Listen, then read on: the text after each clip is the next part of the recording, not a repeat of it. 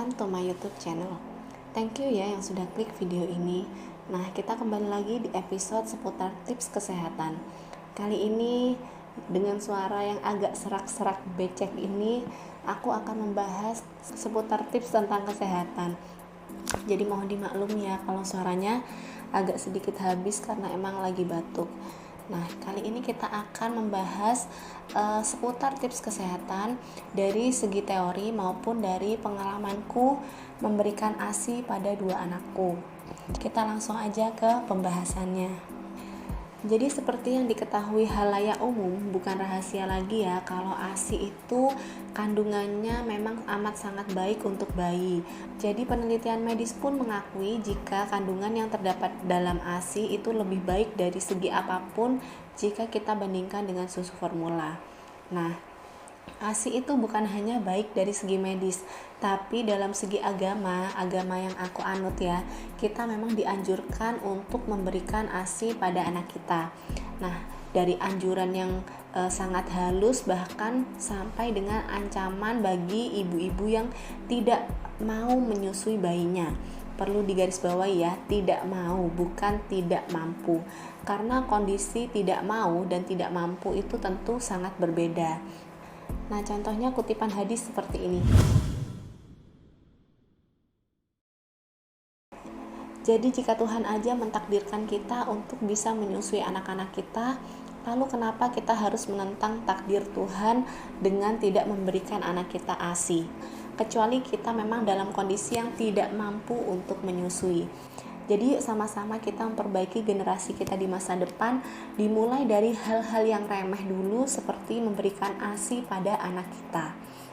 Jadi buat kalian ibu-ibu jangan buru-buru menyerah dulu sebelum kalian menonton video ini sampai habis karena akan banyak tips dari video ini. Dan sebelum itu kalian bisa klik tombol subscribe di bawah dan nyalakan juga lonceng notifikasinya ya. Jadi kita lanjut ke pembahasannya. Jadi semenjak kita hamil itu sudah terjadi perubahan hormon hingga menyebabkan perubahan pada payudara kita sebagai persiapan untuk kelak kita bisa menyusui anak-anak kita.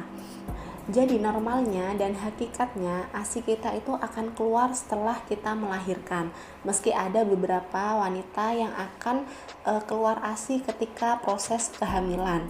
Tapi normalnya itu ASI akan keluar setelah kita melahirkan.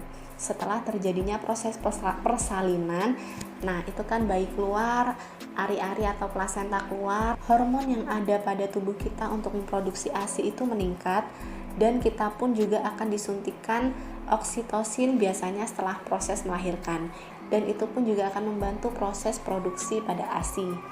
Setelah melahirkan ada yang ASInya langsung keluar, ada yang 1 hari baru keluar, bahkan ada yang 2-3 hari baru keluar. Itu normal dan gak apa-apa banget ya mam, karena bayi bisa bertahan tanpa asupan apapun hingga 48 jam. Jadi dari dalam kandungan bayi akan memiliki makanan cadangan yang bisa membuatnya bertahan hidup di luar hingga 48 jam tanpa asupan sama sekali. Tapi syaratnya jangan pisahkan si bayi dari ibunya. Jadi misal nih ibu SC, bayinya dipisahkan dari ibunya dan diletakkan di ruangan yang berbeda. Bayinya di ruangan A, ibunya di ruangan B. Nah, tapi nggak disusui itu yang berbahaya. Tapi jika mereka dikumpulkan menjadi satu, bisa skin to skin, bisa ibunya bisa menggendong bayinya, bisa dekat bayinya, bayi bisa bertahan tanpa asupan apapun hingga 48 jam. Kenapa aku bilang nggak boleh dipisahkan dari ibunya? Karena jika dipisahkan dari ibunya, bayi akan memiliki tingkat stres yang tinggi. Jadi biasanya kan bayi baru lahir akan terlalu banyak menangis. Orang mengira dia mungkin kelaparan. Padahal sebenarnya si bayi ini mengalami stres karena dia harus beradaptasi dengan dunia baru, dengan lingkungan baru yang biasanya dia di dalam kandungan sepi, sunyi, hangat. Tapi dia harus tiba-tiba harus dilahirkan ke dunia baru yang gak sehangat di kandungan dan berisik. Jadi dia butuh dekapan seorang ibunya, butuh skin to skin dari ibunya agar bayi ini merasa aman dan nyaman. Jadi syaratnya tadi itu ya, meski ASI belum keluar nggak apa-apa, yang penting bayi selalu didekap erat oleh ibunya. Ketika dia menangis, ibunya menggendongnya, ibunya sering memberikan skin-to-skin padanya, jadi bisa menenangkan dia ketika dia stres dan menangis. Tapi si ibunya juga nggak bisa pasrah begitu aja, karena di sini ada tips lancar ASI selanjutnya, yaitu supply and demand. Jadi seperti yang kita tahu, supply adalah pasokan, demand adalah tuntutan. Jadi kita harus tetap menuntut payudara kita untuk terus memproduksi ASI. Jadi misal nih, ASI nggak keluar setelah melahirkan, ya nggak diem gitu aja, nunggu sampai ASI itu keluar dengan sendirinya. Ya nggak gitu ya, kita harus merangsang agar ASI itu tetap keluar. Jadi wajib bagi ibu yang baru melahirkan dan ASInya nggak keluar, harus menyusui bayinya setiap 2-3 jam sekali. Jadi selain menyusui ini bisa menenangkan bayi ketika stres, proses menyusui ini juga akan merangsang ASI yang masih belum keluar. Jadi nggak apa-apa tuh meski ASI kalian pencet, kenapa ya belum keluar, tapi tetap kalian berikan setiap 2 jam sekali, 3 jam sekali, karena prinsipnya supply and demand itu seperti itu ya. Jika kalian ingin ASI kalian berlimpah, kalian harus sesering mungkin mengosongkan payudara dan memberikan rangsangan dari hisapan dari mulut si bayi. Jadi selain frekuensi yang harus sering tadi, ada juga yang gak kalah penting, yaitu perlekatan ketika menyusui. Jadi misalnya kita cuma menyusui di putingnya aja, itu kurang akurat dan kurang efisien ya. Jadi caranya yang benar itu harus masuk sampai areolanya. Areola itu yang bagian hitam melebar. Nah, jadi yang bagian hitam itu semua harus masuk ke dalam mulut bayi. Itulah cara menyusui yang benar dan memperlancar produksi ASI. Jadi pengalaman aku pribadi menyusui 2 anakku, aku sama kok seperti kebanyakan ibu-ibu di luar sana ya. Setelah melahirkan ASIku nggak langsung keluar. Bahkan di rumah sakit pun mamaku yang kebetulan lulusan gizi malah menganjurkan aku untuk memberikan susu formula. Tapi aku udah yakin ya kalau emang kebanyakan secara teori setelah melahirkan akan ada yang nggak langsung keluar. Jadi aku mempersering frekuensi menyusu anakku dua-duanya ya. Jadi aku sering, bahkan kadang setengah jam baru selesai menyusu, setengah jam lagi aku susuin lagi biar kejar setoran istilahnya ya. Jadi aku pengen ASIku cepet-cepet keluar. Jadi setengah jam kemudian aku susuin lagi. Dia nyusu lama, kadang 1 jam lagi aku susuin. Jadi seingatku nggak sampai 3 jam ya aku baru menyusui bayiku, karena emang lagi kejar setoran banget ya kan. ASIku harus cepat-cepat keluar nih, dan aku harus optimis aku bisa. Karena kalau kita menyusui bayi sering mungkin dan dengan cara yang benar, otomatis ASI akan berlimpah dengan sendirinya. Beda cerita kalau baru melahirkan, ASI nggak keluar nih, kita ya udah deh kasih susu formula dulu, nanti kalau keluar baru dikasih ASI. Nah itu malah salah, karena nggak ada rangsangan dari si bayi untuk menghisap puting kita. Jadi bayi sudah kenyang menyusu dari dotnya, dari botolnya, dari sufornya. Dia setelah kita berikan puting, tentu dia akan malas untuk menghisap. Jadi produksi ASI kita pun juga nggak akan sebanyak kalau kita berusaha benar-benar langsung ngasih ASI ke bayi kita tanpa bantuan susu formula sama sekali. Tips melancarkan ASI selanjutnya yang bisa kalian coba yaitu dengan cara melakukan perawatan payudara sejak kehamilan. Jadi sejak hamil tua kalian bisa melakukan perawatan payudara dengan cara membersihkan payudara dan melakukan pijat sederhana pada payudara. Membersihkan payudara caranya seperti apa? Kalian bisa menyiapkan kasa, lalu kalian beri minyak, lalu kalian tempelkan pada puting. Nah, kalian bersihkan puting kalian hingga ada yang hitam-hitam biasanya ya kan. Ada hitam-hitam, entah itu daki atau kerak atau apapun, itu kalian bersihkan biar nanti persiapan kalau kalian menyusui ASI bisa keluar dengan lancar. Nah, itu cara membersihkan payudara. Lalu cara untuk memijat payudara sederhana, kalian bisa dengan melakukan cara pijat spiral dari atas ke ujung, dari atas ke ujung, semua segala arah. Lalu kalian pijat dengan ini caranya seperti ini ke ujung.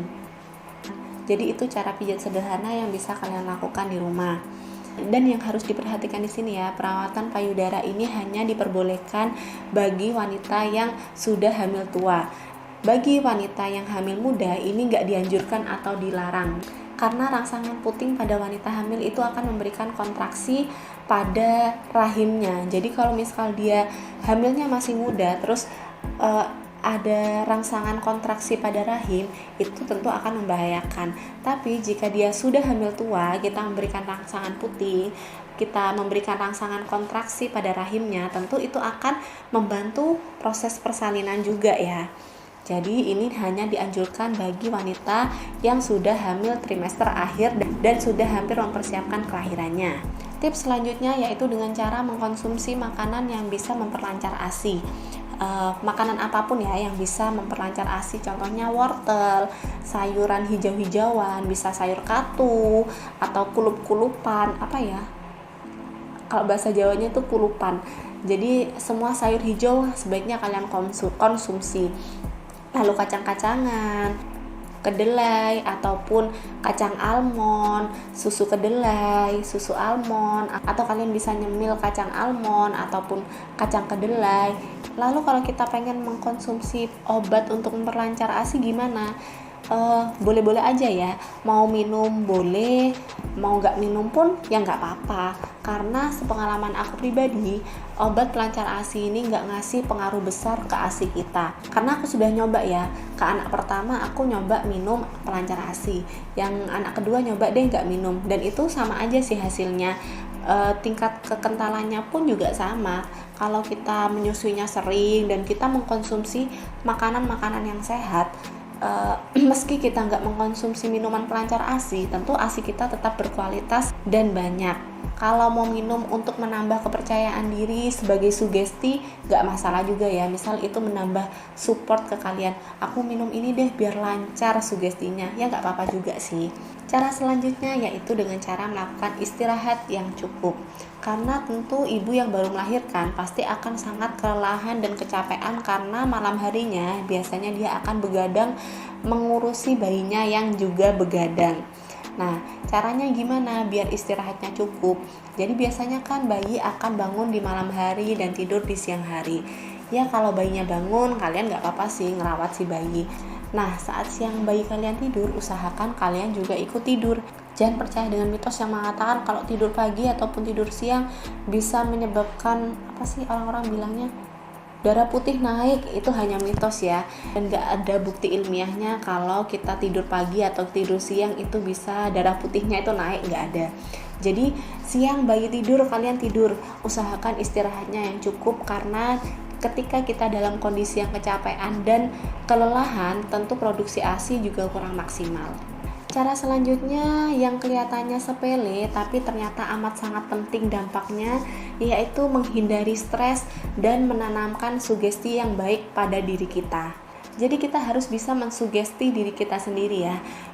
Tuhan itu sudah mentakdirkan setiap wanita untuk menyusui bayinya. Jadi kita harus menanamkan sugesti dalam diri kita bahwa kita bisa menyusui. Ini adalah hal yang alamiah. Jadi seperti yang kita tahu, sugesti dalam diri kita itu juga amat sangat penting. Dan sebisa mungkin kita juga harus menghindari yang namanya stres. Karena ketika kita stres, hormon oksitosin dalam tubuh kita yang berperan dalam mensupport produksi ASI itu juga akan menurun. Jadi kalau kita stres, hormon oksitosin menurun, tentu produksi ASI kita juga menurun. Dan usahakan ibu menyusui harus selalu bahagia. Meski nggak kayak Aurel ya, biar ASInya berlimpah, biar bahagia, dibelikan tas mewah seharga MM-an sama Atta, ya seenggaknya kita bisa mencari kebahagiaan kita sendiri. Dan yang kita butuhkan untuk bisa membahagiakan diri kita adalah support dari lingkungan kita, support dari orang sekeliling kita, dari suami, dari orang tua, dari mertua. Itu yang kita perlukan dalam proses menyusui. Karena kebanyakan ibu yang gagal menyusui itu karena kurangnya support dari suami ataupun orang-orang terdekatnya. Putingmu tuh kecil, itu payudaramu kecil, kamu gak bisa menyusui, udah kamu kasih susu formula aja. Jadi saran pribadi dari aku, kalian perlu mempersiapkan psikologis dari suami, orang tua ataupun mertua dari sejak kalian hamil. Jadi sejak hamil ngomonglah dari hati ke hati dengan suami, dengan orang tua, dengan mertua. Jelaskan pada mereka kalau setelah melahirkan nanti kalian ingin menyusui bayi kalian tanpa tambahan sufor sedikit pun. Nah, kalian jelaskan juga. Dan di teori itu ada yang gak langsung keluar, tapi aku sudah belajar, aku sudah tahu caranya biar nanti ASIku bisa berlimpah. Tolong dukungannya, tolong supportnya ya, suami, ibu mertua, ibu dan bapak kandung, tolong supportnya untuk saya biar saya tetap bisa memberikan ASI tanpa support sedikit pun. Jadi kalian sudah mempersiapkan psikologis dari orang-orang di sekeliling kalian sejak kalian hamil. Jadi setelah kalian melahirkan, nggak ada lagi tuh omongan dari mertua, dari orang tua, dari suami, udah kasih support aja, udah itu dikit susunya, udah itu bla bla bla segala macam yang bisa mematahkan semangat kalian untuk mengasihi. Jadi selama kalian bisa memberikan ASI pada anak kalian, berikanlah ASI, kecuali memang kalian dalam kondisi yang tidak mampu, misal ada kelainan dengan kelenjar payudaranya atau gangguan lain-lainnya hingga menyebabkan payudara kalian tidak bisa memproduksi ASI. Kalau itu mungkin masih bisa dimaklumi ya, tapi kalau hanya sekedar karena kalian kerja, karena kalian sibuk ini itu, usahakan ya, please banget, kita harus memperbaiki generasi kita di masa depan. Usahakan untuk memberikan ASI. Misal kalian kerja, zaman sekarang kan sudah canggih, kalian bisa pumping, kalian masukkan ke cooler bag, nanti di rumah kalian baru masukkan freezer. Jadi itu tadi yang bisa aku sampaikan di video kali ini mengenai seputar tips melancarkan ASI dari teori maupun dari pengalaman aku pribadi menyusui dua anakku, yang sampai saat ini pun aku juga masih menyusui. Nah, kalau kalian ada pertanyaan, misal vitamin apa sih yang bisa memperlancarkan ASI yang bagus, kalian bisa tanyakan langsung di Instagram aku @indikamahardini. Kalian bisa DM di sana, insya Allah nanti aku akan jawab di sana. Dan minta tolong juga untuk support channelku dengan cara like, comment, share, dan subscribe. Dan kalau kalian rasa videoku ini bermanfaat, kalian bisa share ke seluruh sosial media kalian. Terima kasih banyak sudah menonton. Dan semoga wanita-wanita yang menonton video ini, baik ibu-ibu atau calon ibu-ibu, semoga Tuhan berikan kesempatan pada kita semua untuk bisa memberikan ASI pada anak-anak kita. Karena memang ASI adalah makanan terbaik bagi bayi kita. Terima kasih banyak sudah menonton. See you in my next video. Wassalamualaikum warahmatullahi wabarakatuh.